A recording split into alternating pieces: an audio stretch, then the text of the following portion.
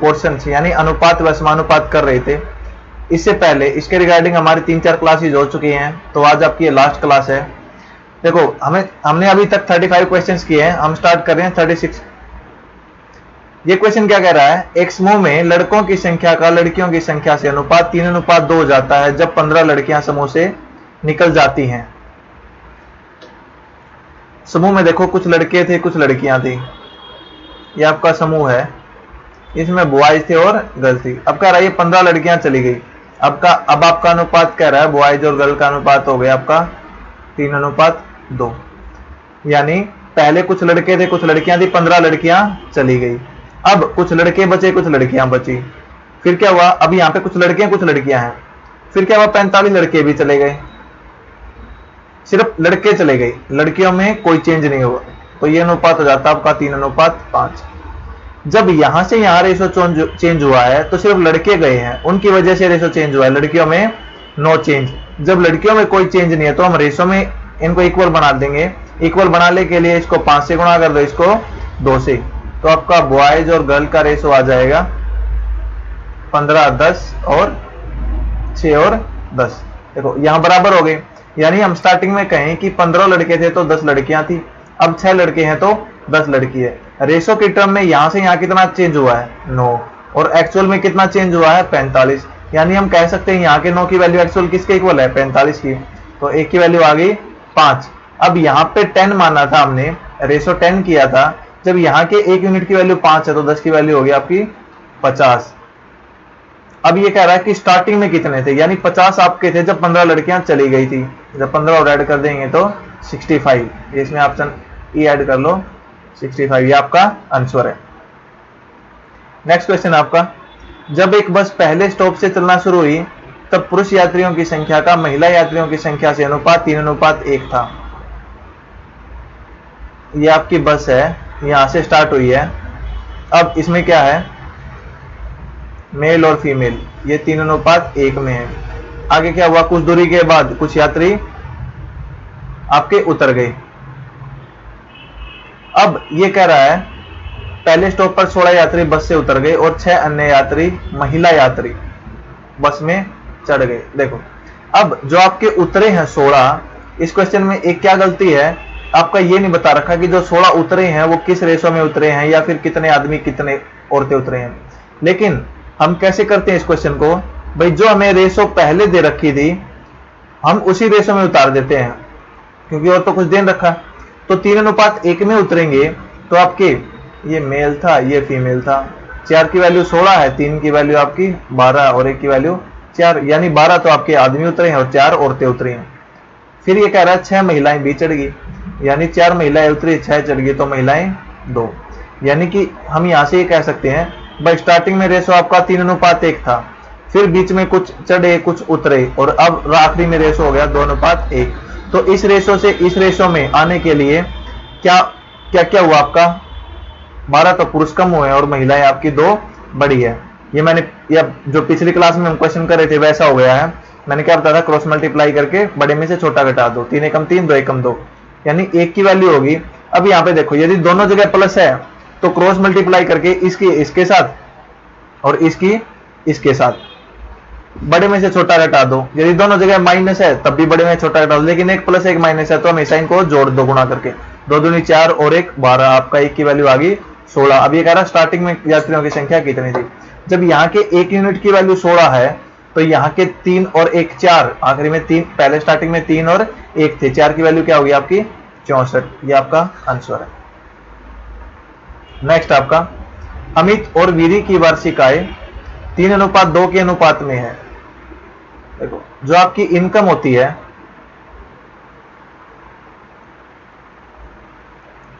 वो होती है आपकी बचत जमा खर्च,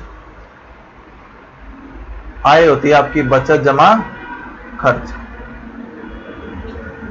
पहले यदि हमारी कुछ आय थी, आय का अनुपात दे दिया 2 बंदों की का, फिर क्या हुआ उसमें से यदि हम बचत घटा दें तो क्या बच जाएगा, खर्च का रेशो बच जाएगा।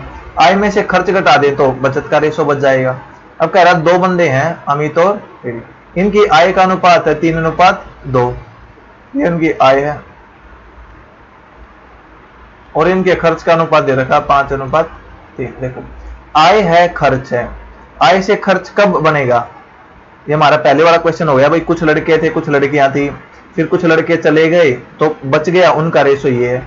अब यहाँ पे बचा हुआ खर्च है, तो जो गया है वो आपका क्या है? वो आपकी बचत है भाई। वो जब वो इनकम में से बचत निकाल देगा तो आपका खर्च ही बच जाएगा। तो हमारे ये पहले की तरह हो गया है। अब कह रहा है प्रत्येक 1000 रुपए बचा रहा है, तो 1000 यहाँ लिख दो, 1000 यहाँ लिख दो, क्रॉस मल्टीप्लाई करके बड़े में से छोटा घटा दो।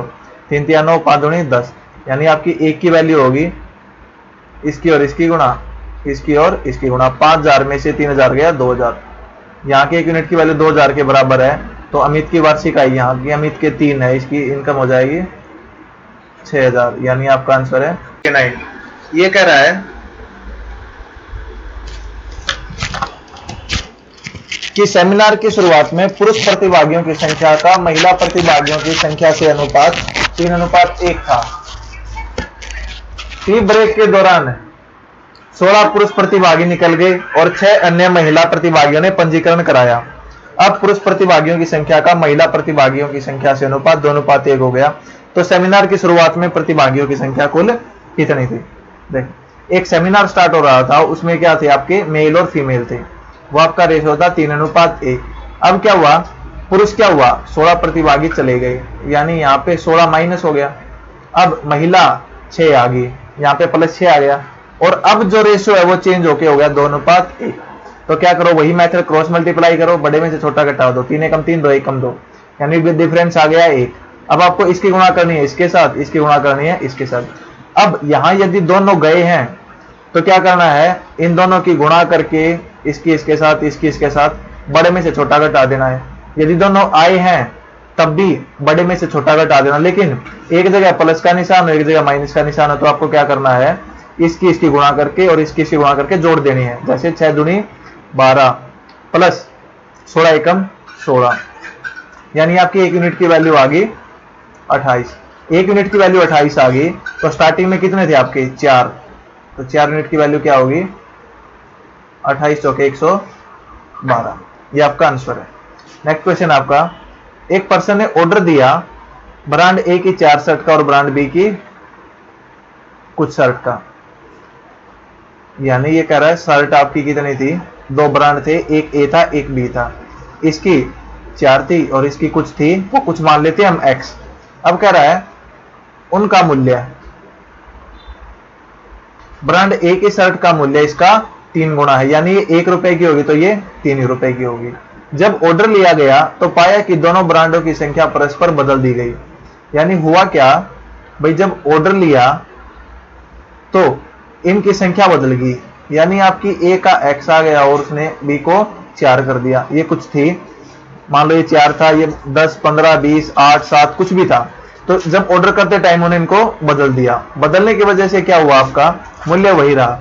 देखो क्या क्या चेंज आया है भाई। उसने पहले 4 शर्ट खरीदी थी, मूल्य मान लो एक का 3 था, ये एक्स शर्ट खरीदी थी, मूल्य 1 था, यानी आपका मूल्य था पहले 12 जमा एक्स। अब आपका क्या हुआ है?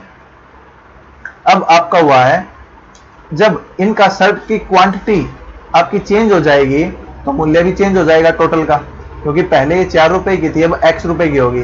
तो देखो यहाँ हो गया 3x और यहाँ आपका 4, यानी टोटल उसने कीमत पहले ये चुकाई थी, अब उसने ये चुकाई है। उसकी वजह से देखो क्या चेंज हुआ है, बिल में 40% की वृद्धि होगी, यानी आपका बिल बढ़ गया। 40% की वृद्धि का मतलब है भाई पहले वो 100 रुपए दे रहा था तो अब वो 140 देगा। यदि हम इसको रेशो की बात करें तो पहले यदि वो 5 रुपए दे रहा था तो अब वो 7 रुपए देगा। तो अब हमारा इक्वेशन बिल्कुल इजी हो गया है। देखो ये 12 प्लस एक्स था, ये आपका 3x प्लस 4 था, और कहीं हम भाई इनका रेशो, प्राइस का रेशो आपका कितना हो गया? 5/7। क्रॉस मल्टीप्लाई करो, 12 से 84 plus 7x is equal to 15x plus 20, यहाँ गया 8x और उस साइड आ जाएगा 64, यानी आपकी x की वैल्यू आ जाएगी 64/8 8। अब हमें पूछ रखा है कि ब्रांड ए की शर्ट की संख्या ब्रांड बी की शर्ट की संख्या का अनुपात क्या था। ब्रांड ए की शर्ट का क्या था? 4 और बी का कितना आ गया? 8। जब इनका अनुपात निकालेंगे तो अनुपात आएगा 1:2 का। नेक्स्ट क्वेश्चन है हमारा, ए बी और सी की आय 7:9:12 के अनुपात में है।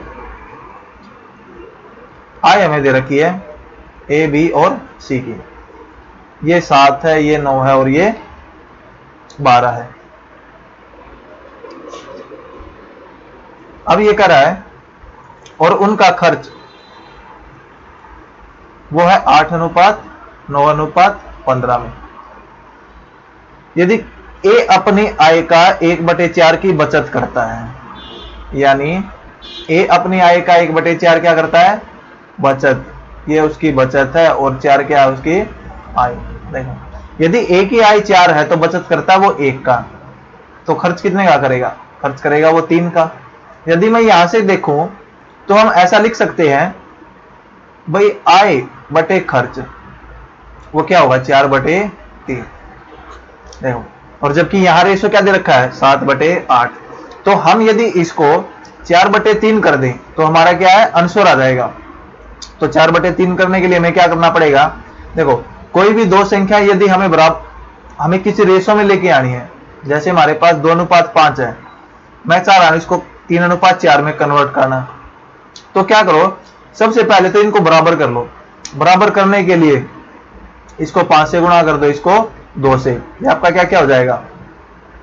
10 हो जाएगा, यानी 1:1 हो जाएगा। अब पहली को 3 से गुणा कर दो, दूसरी को 4 से गुणा कर दो। ऐसे ही इस क्वेश्चन में करेंगे।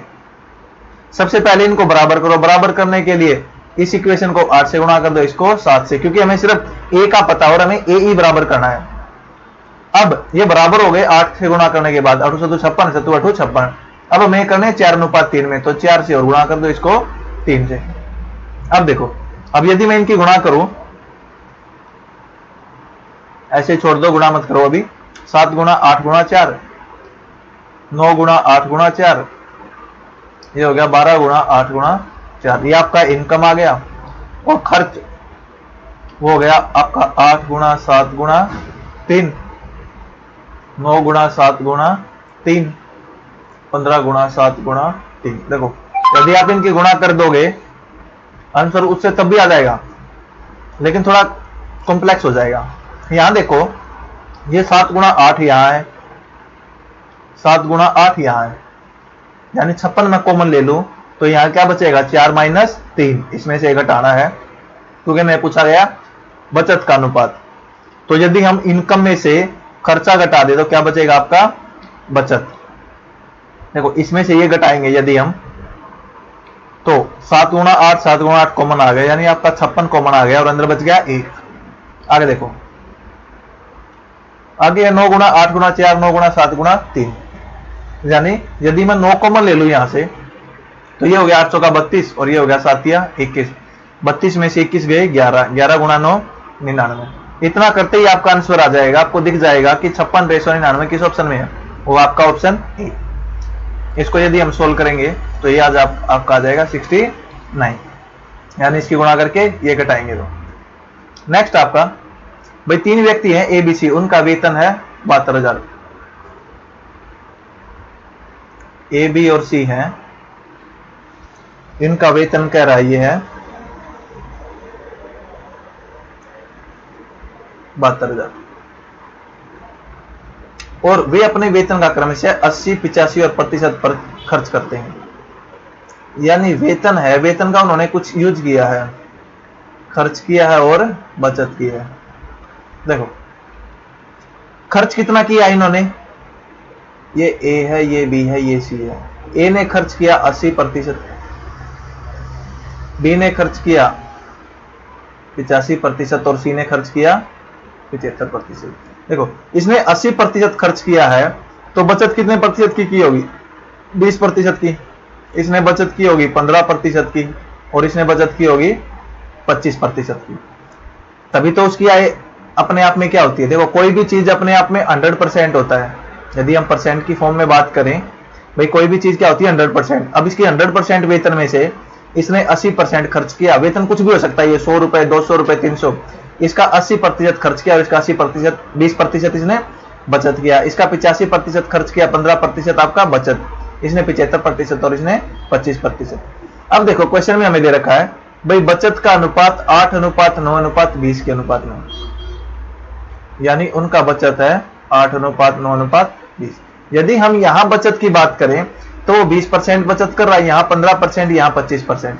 हम यहां कंपेयर कर सकते हैं भाई, एक्चुअली जो 20% है वो यदि हमारा 8 है, रेशो की फॉर्म में बात करें तो हम यदि 100% निकालेंगे तो आपकी क्या जाएगी, इनकम।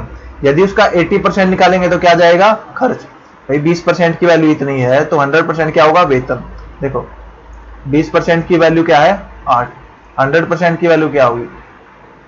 इसके दो मेथड है, ये देखो इसका कितना गुणा है। पहला मेथड तो ये, जितना ये इसका गुणा है उसका इतना गुणा इस साइड कर दो, ये आ गया 40, यानी उसकी इनकम आ गई 40 एक ही।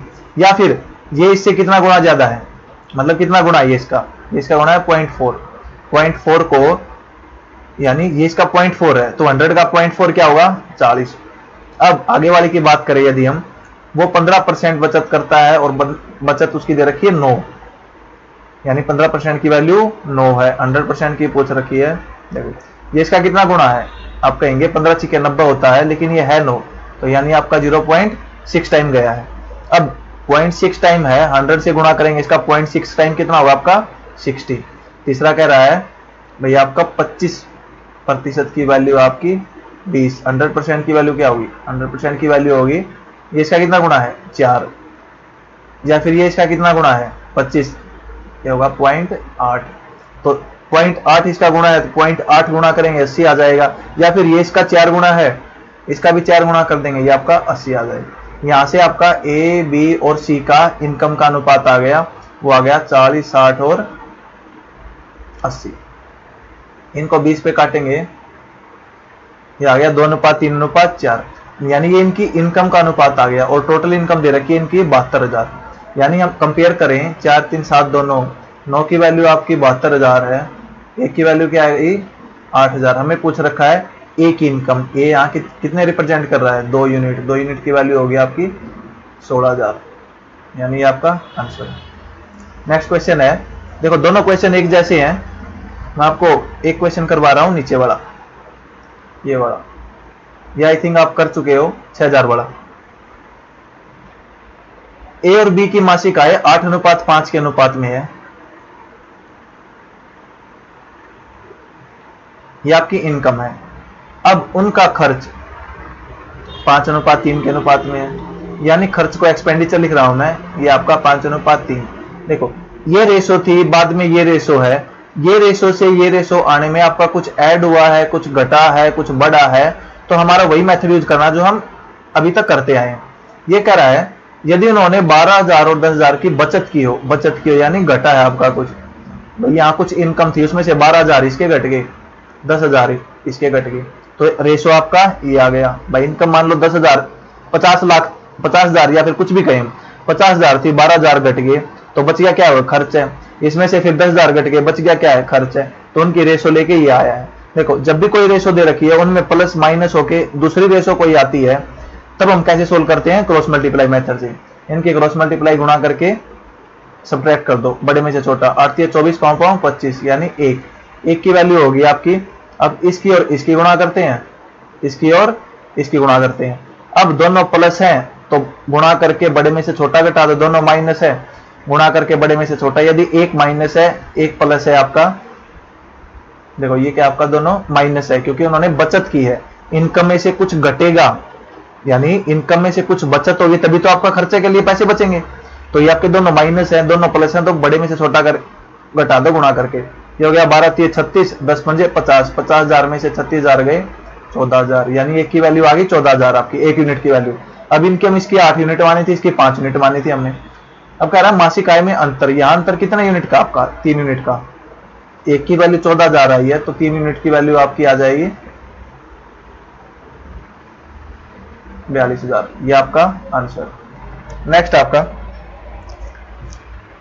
भाई एक स्कूल में विद्यार्थियों की संख्या क्या है, 4/9 लड़कियां हैं और 6 लड़के हैं। एक स्कूल है उसमें बॉयज हैं, गर्ल है। ये आपका एसएससी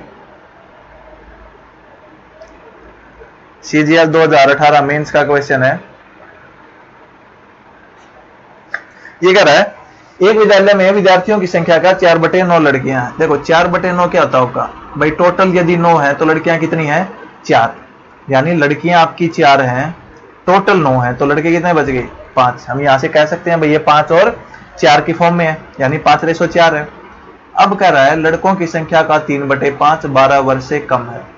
यहां देखो, यहां मैं 2 क्राइटेरिया बना रहा हूं, ये 12 वर्ष से ज्यादा और इक्वल, और आपका दूसरा है 12 वर्ष से कम।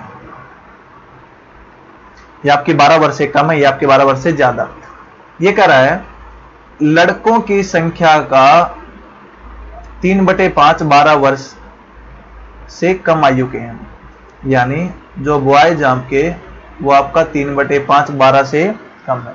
देखो इसका मतलब क्या है भाई, यदि वो 5 ही लड़के होते तो 5 में से 3, यानी प्रत्येक 5 में से 3 आपके 12 से कम है। यदि मैं पूछूं भाई 12 से ज्यादा कितने हैं, तो आप कहेंगे वो होगा 2/5 भाई। देखो, या फिर रेशो की बात करें हम, देखो परसेंटेज में कोई चीज होती है 100%, और ऐसे ही यदि भिन्न की बात करें तो टोटल होती है 1 में से 3/5 वो है, तो बच गए कितने? 2/5। या फिर सिंपल ऐसा लगाओ बेसिक से, भाई 5 ये है 3 ये है, 5 क्या है? टोटल, उसमें से 3, यानी प्रत्येक 5 में से 3 आपके 12 से कम है, तो बच गए कितने? 2। तो 2 होंगे 5 में से। अब ऐसे ही आगे, और लड़कियों की संख्या का 5/12 12 वर्ष या इससे अधिक है, यानी जो लड़कियां हैं 12 या 12 से अधिक आपका 5/12 है। जब 5/12 12 से अधिक है, तो 12 से कम आपका कितना आ गया? वो हो गया 7/12। अब देखो, अब ये कर रहा है यदि 12 वर्ष से कम आयु के कितने आपके?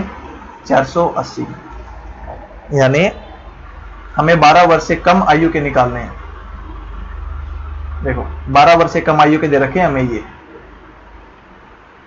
अब यहां से देखो भाई, पहले का लड़के का यदि हम 3/5 करें तो बच जाएगा 3, लेकिन जब दूसरे का 7/12 करेंगे तो 4 3 12 नीचे भिन्न की फॉर्म आ जाएगी।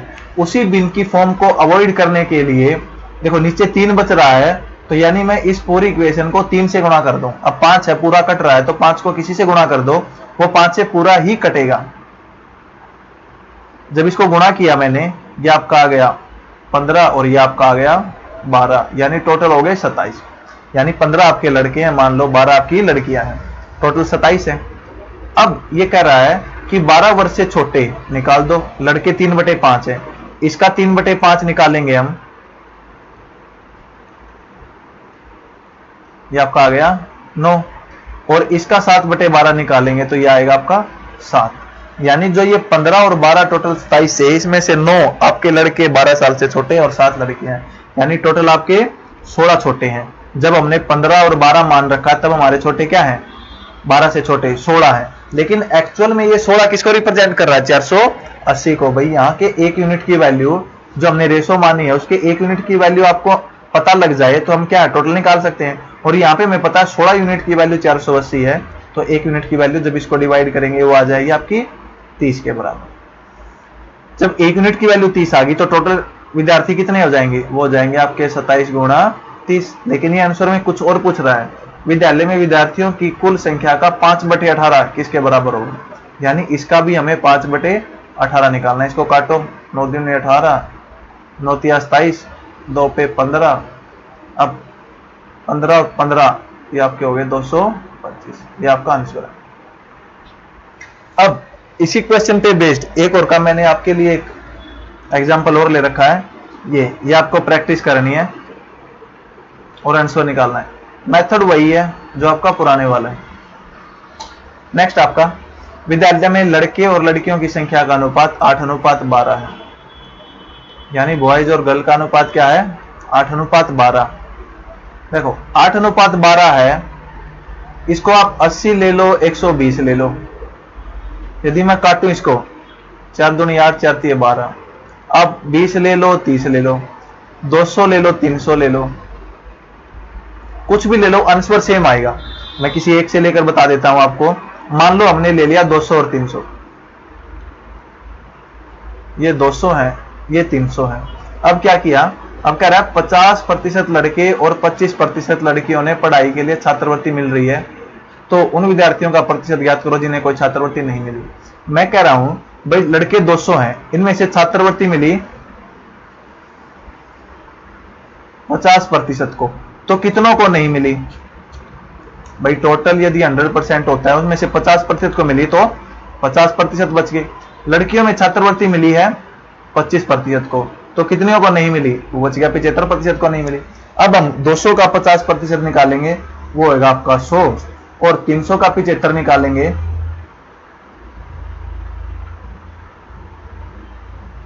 ये होगा आपका 225। यानी जो टोटल हमारे 200 और 300 500 थे, उसमें से 100 और 225 325 को छात्रवृत्ति नहीं मिली। अब ये इसका ही परसेंटेज पूछ रहा है, भाई 325 आपका 500 का कितना परसेंट है? इसको काटो, 5 का 30 और 5 5 25, यानी 65%। ये तो था हमारा बेसिक। अब हम इसको यूज करेंगे एलिगेशन मेथड से, इस क्वेश्चन को सोल्व करेंगे। एलिगेशन क्या कहता है?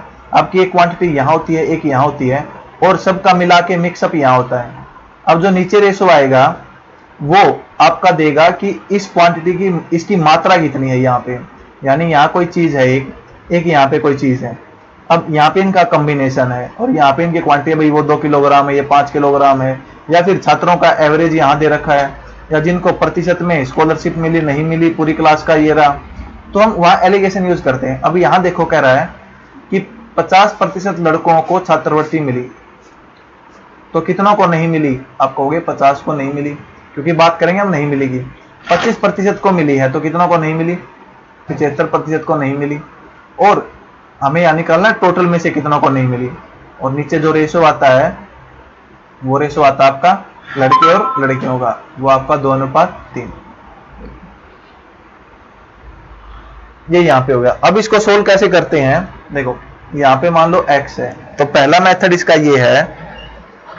मैं इसको एक बार थोड़ा साफ कर देता हूं यहां से।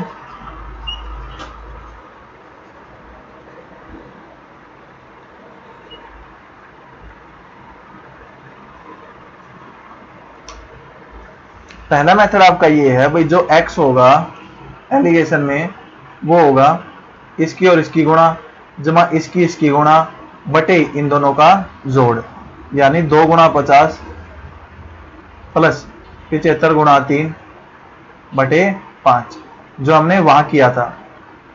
देखो 325 बटे 5, यहाँ भी आपका 50 दूनी 100 प्लस 75 225, ये आपका बन जाएगा 325 बटे 5, यानी आपका उत्तर आएगा 65%। और हम एलिगेशन को ऐसे सोल्व करते हैं कि भाई यहाँ पे बीच में कोई वैल्यू है और वो इसमें से क्या होता है एलिगेशन में, एक संख्या इससे बड़ी होती है एक छोटी, तो हमेशा बड़े में से छोटा घटाते हैं। 75 में से, देखो ये 75 से छोटी होगी और 50 से बड़ी, तो 75 में से ये घटेगी और इसमें से 50 घटेगा।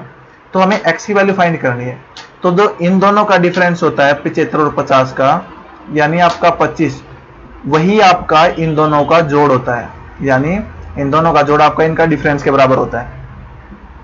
तो हम 25 को 2 और 3 में तोड़ने लग जाएं यदि, तो आपकी 5 की वैल्यू 25, 2 की वैल्यू 10 और 3 की वैल्यू 15, यानी यहाँ पे 2 या 3 ना होकर एक्चुअल में यहाँ पे ये 10 है और ये है 15। अब देखो, अब बड़े में से छोटा घटता है, यानी 75 में से कुछ घटा होगा, यहाँ 10 बच गया, तो हम कह सकते हैं कि वो 65 होगा। या फिर आपका बड़े में से छोटा घटा था, भाई किसी चीज में से 50 घट के 15 बच रहा है, तो वो चीज क्या थी? 65। नेक्स्ट आपका देखो, ये सिक्के वाले क्वेश्चन आपके बहुत बार पूछे जाते हैं। भाई आपके पास कुछ इसकी 2 टाइप है। पहली टाइप में क्या करेगा, वो मूल्य का अनुपात देगा और यहाँ पे सिक्के देगा। दूसरी टाइप में यहां उनकी कीमत देगा और यहाँ पे सिक्कों का अनुपात देगा। देखो कैसे करने हैं दोनों, बहुत ही इजी है। ये कह रहा है 1 रुपए के, 50 पैसे के और 25 पैसे के सिक्के हैं। टोटल सिक्के कह रहा है वो है 378। अब देखो, अब इनके मूल्य 13:11:7 में है। जब हमें मूल्यों का अनुपात दे रखा है तो हम सिक्के का अनुपात भी निकाल सकते हैं। वो कैसे, वो देखो, ये कह रहा है भाई टोटल आपके 13 रुपए हैं, यदि 1-1 रुपए के 11 हैं तो 50 पैसे कितने हैं? 50 पैसे मिलके सिक्के बनाएंगे 11 रुपए, 25 पैसे के सिक्के मिलके बनाएंगे 7 रुपए। ये कीमत का अनुपात दे रखा है। जब 1-1 रुपए के हैं तो सिक्के कितने होंगे आपके? 13 ही होंगे। लेकिन यहां देखो, वो कह रहा है भाई 11 रुपए हैं और 50-50 पैसे के सिक्के हैं, तो आपके सिक्के कितने होंगे? 22 होंगे। यहां कह रहा है 25 पैसे के सिक्के हैं और 7 रुपए बनाए हैं, तो सिक्के कितने होंगे? 28 होंगे। इसको 4 से गुणा कर देंगे क्योंकि 1 रुपए में कितने होते हैं? 4 सिक्के होते हैं। अब यहां देखो, ये आपका अनुपात आ गया सिक्कों का अनुपात, 28 और 22 50, 50 और 13 63, यानी आपकी 63 की वैल्यू है 378। एक की वैल्यू निकालेंगे, ये आपकी आएगी 6। अब मैं पूछ रहा है कि 50 पैसे के कितने सिक्के हैं। यदि हमसे पूछे 1 रुपए के कितने सिक्के हैं 50 पैसे के, तो 1 यूनिट की वैल्यू 6 है, 13 की वैल्यू 78, ये आपका 1 रुपए के सिक्के हो गए। 22 की वैल्यू 132, ये आपके 50 पैसे के सिक्के हो गए। और 28 गुणा 6, ये आपके 25 पैसे के सिक्के हो गए। तो हमें पूछ रखा था 50 पैसे के, वो आ गया 132। नेक्स्ट है, ये क्वेश्चन उसका बिल्कुल उल्टा है। इसमें कह रहा है एक थैले में 3 प्रकार 1 रुपया 50 पैसे के सिक्के, यहां आपको सिक्के का अनुपात दे रखा है और यहां मूल्य दे रखा है। तो मेथड वही है आपका। देखो, ये 1 रुपया है, ये 50 पैसे हैं और ये 25 पैसे हैं। अब सिक्कों का अनुपात दे रखा है यहां, ये कह रहा है ये 3 है, ये 8 है, ये 20 है। देखो, जब हमें सिक्के का अनुपात दे रखा, पिछले क्वेश्चन में क्या है? मूल्य का अनुपात दे रखा था, इसमें सिक्के का अनुपात दे रखा है। किसी का भी दे रखा हो, हम कुछ भी अनुपात निकाल सकते हैं। मूल्य का अनुपात कैसे निकालेंगे? देखो, ये कह रहा है सिक्के 1 रुपए के 3 है, तो 50 के 8 है, 25 के 20 आपके। जब 1 रुपए के 3 सिक्के हैं तो आपका मूल्य क्या होगा? 3 रुपए ही होगा। जब 50 पैसे के 8 सिक्के हैं तो मूल्य क्या होगा? इनका आधा हो जाएगा। जब 25 पैसे के 20 रुपए हैं तो इनका मूल्य क्या होगा?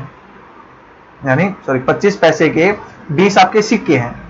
भाई 20 सिक्के हैं आपके, प्रत्येक 25 पैसे का, तो कीमत क्या होगी इनकी? 5। भाई 4 सिक्के मिलकर आपका 1 रुपया बनाते हैं। 4 सिक्के मिलकर 1 रुपया बनाते हैं, तो 20 सिक्के में कितने रुपए होंगे? 5 रुपए होंगे। अब मूल्य का अनुपात आ गया और टोटल मूल्य पता हमें 372 है, तो इक्वेट कर दो। 4 3 7 और 5 12, 12 की वैल्यू आपकी, 1 की वैल्यू हो जाएगी यहां से 12 3 36, 12 एकम 12। अब पूछ रहा है कि सिक्कों की कुल संख्या कितनी है। देखो, सिक्के यदि इसके 3 थे, इसके 8 थे और इसके 20, टोटल की बात करें यदि हमें यदि यही पूछ ले कि भाई 1 रुपए कितने सिक्के हैं, तो हो जाएंगे 31 गुणा 3। 8 रुपए के कितने सिक्के हैं? 31 गुणा 8। 20 रुपए के इसके 25 पैसे के कितने सिक्के हैं? हो जाएगा 31 गुणा 20। लेकिन हमें पूछ रखा टोटल कितने सिक्के हैं, तो टोटल जोड़ दो। 20 8 28 और 3 31। 1 की वैल्यू 31 है, तो 31 की वैल्यू कितनी हो जाएगी? हो जाएगी 961। ये आपका आंसर है। नेक्स्ट आपका ये कह रहा है रेलवे फेयर पहली दूसरी तीसरी क्लास के 2 स्टेशन के बीच में उनका रेशो 8:6:3 है। अब पहली क्लास दूसरी क्लास का 1/6 1/12 की कमी आ गई। यदि 1 वर्ष के दौरान प्रथम द्वितीय व तृतीय श्रेणी के यात्रियों के बीच का अनुपात 9:12:26 था और टिकटों की बिक्री से प्राप्त कुल राशि 1088 रुपए थी, तो पहली श्रेणी के यात्रियों की संख्या यानी प्राप्त राशि ज्ञात कीजिए। बहुत ही इजी क्वेश्चन है। इसको मैं 2 मेथड से बताऊंगा। पहला मेथड आपका ये कह रहा है, देखो ये है आपका पहला, ये है आपका दूसरा, ये आपका तीसरा, यानी प्रथम द्वितीय तृतीय श्रेणी के किराए का अनुपात था 8:6:3। अब ये कह रहा है प्रथम व द्वितीय श्रेणी के किराए बाद में, यानी इसके बाद कुछ घटा है। जो पहले वाला है वो 1/6 से कम हो गया और दूसरे श्रेणी का 1/12 से। देखो यहां से ये अनुपात दे रखा है, इनको यदि हम 1/6 से कम करें, 6 यानी 1/12 से कम करें, तो हमारा क्या होगा? भिन्न की फॉर्म बन जाएगी। भाई इसमें से 8 में से 8 का 1/6 घटाएंगे तो भिन्न की, उसको हमें खत्म करना है। उसको खत्म करने के लिए देखो 6 और 12 है, यानी यहां पे आपका 6 का मल्टीपल आना चाहिए, यहां पे 12 का मल्टीपल। अब 12 का मल्टीपल देखो 24 होता है, 12 होता है, फिर 24 होता है। 24 बनाने के लिए 4 से गुणा कर देंगे। 4 से यदि सबको गुणा करते हैं, ये हो जाएगा 8 का 32, लेकिन 32 6 से डिविजिबल नहीं होता। फिर चलेंगे हम 12 चौक 48, यदि मैं 4 से गुणा कर दूं तो यहाँ पर आ जाएगा आपका 32, यहाँ पे 24, सॉरी 24, हाँ, लेकिन यहाँ पे 6 है, वो क्या है, डिवाइड नहीं करेगा 32 को, तो यानी हमें 4 से गुणा नहीं करनी है। अब इससे कोई आगे वाला नंबर लो, आगे वाला नंबर लेंगे हम। देखो अब 4 की बजाय 5 से गुणा करें तो 5 का 30, 5 अठे 40, नहीं 6, यहाँ पे हम लेंगे 6। देखो जैसे ही 6 लेंगे यहाँ पे हो जाएगा आपका 48, यहाँ पे हो जाएगा 36 और यहाँ पे हो जाएगा 18। 6 से देखो ये कंप्लीट डिवाइड हो रहा है, 6 8 48 और 12 12 3 36। अब देखो यानी ये रेशो, अब इसको यदि काटेंगे तो रेशो यही आएगा। हमने ले लिया भाई पहले 48 थे, ये 36 थे और ये 18 थे। अब कह रहा है इसका 1/6 कम हो गया। 1/6 कितना होता है इसका, 1/6 होगा 8, यानी ये 8 कम होकर 40 बच गया। ये 1/12 कम हो गया, यानी 3 कम हो गए 33 बच गया। और ये आपका ऐसा ही रहा, यानी यहां से यदि हम कहें कि फर्स्ट, सेकंड और थर्ड का अनुपात क्या हो गया, ये 40 हो गया, ये 33 हो गया और 18, ये इनका किराया है। अब कह रहा है एक वर्ष के दौरान प्रथम, द्वितीय व तृतीय श्रेणी में यात्रियों की संख्या का अनुपात, यानी या तो आपका किराया हो गया। अब यात्रियों की संख्या का अनुपात दे रखा है 9:12:26। भाई ये आपका किराया मान लो पहली का 40 था, यात्री 9 थे, किराया 33 था, यात्री 12 थे, किराया 18 था, यात्री 26 थे। तो क्या है, हमें पता लग जाएगा भाई कितनी राशि प्राप्त हो रही थी। तो इनकी गुणा कर दो। जब इनकी गुणा करेंगे 40 गुणा 9, 33 गुणा 12, 18 गुणा 26। देखो इनकी गुणा डायरेक्ट भी कर सकते हैं, लेकिन हमें पता है भाई कुछ ना कुछ कटेगा, तो इसको ऐसे गुणा करो। यदि मैं इसको 6 से गुणा करूं, 6 × 18, 6 दूनी 12 और 6 होता है 3 गुणा 2, यानी इसको तो 3 से काट दो और इसको 2 से काट दो, ये आपका 20। अब देखो अब ये कट रहा है आपका 6 से, फिर कट रहा है 20 या 60, ये 10 बच गया। अब 6 से कट रहा है 2, तो इसको काट दो और 3 से इसको काट दो 11। अब 3 को इससे काट दो, 2 को इससे काट दो 13, यानी आपका अनुपात आ गया 10, 11 और 13। आपकी जो इससे इनकम होगी उसका अनुपात होगा 10:11:13। लेकिन एक्चुअल में क्या रहा है, जो इनकम हो रही है वो 1088 थी। यहाँ से हम इक्वेट कर सकते हैं 13, 10, 24 और 10 34। 34 की वैल्यू है 1088। एक की वैल्यू होगी आपकी 3 पे जाएगा 102, 68, 34 दूनी 68, यानी एक की वैल्यू आ गई 32। अब ये कह रहा है प्रथम श्रेणी से प्राप्त राशि, प्रथम श्रेणी आपका 10 है, तो एक की वैल्यू 32 है, तो 10 की वैल्यू होगी 320। ये तो आपका पहला मेथड था। दूसरा मेथड देखो इसका क्या है।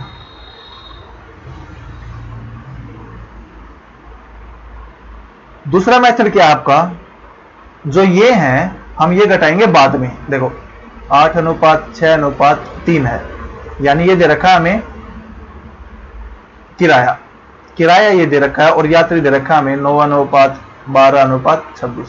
देखो अब यदि हम निकालें, इनकी गुणा करें 72 और 26 78। देखो अब क्या करो, अब इसमें से घटा दो। भाई इसका 1/6 चले गए, रेशो पे कोई भी फर्क नहीं पड़ता, चाहे आप पहले घटा के गुणा कर दो या गुणा करके घटा दो। 1/6 गई यानी 12 गई, बच गए 60। इसका 1/12 गया यानी गए आपके 6, तो बच गए 66। और ये ऐसा कैसा रहा। अब इसको डिवाइड करें यदि हम 6 से, ये आपका आ जाएगा 10, ये आपका 11 और ये आपका 13। तो ये वैसे ही इक्वेशन बन गई आपकी जो पहले बनी थी। अब यहां से सोल्व कर लो इसको। नेक्स्ट आपका, एक क्रिकेट मैच में एक टीम बिना विकेट गंवाए 232 रन बनाती है, टोटल रन हो गए 232। ये कह रहा है स्कोर में 2 ओपनिंग बैट्समैन राम और श्याम द्वारा बनाए गए रन, यानी जो रन बनाए हैं वो राम ने बनाए हैं, श्याम ने बनाए हैं, प्लस आपका 22 के रन थे, प्लस आपके वाइड के रन थे, इनका टोटल है 232। ये कह रहा है दोनों बल्लेबाजों द्वारा बनाए गए रन वाइड्स का 26 गुना है।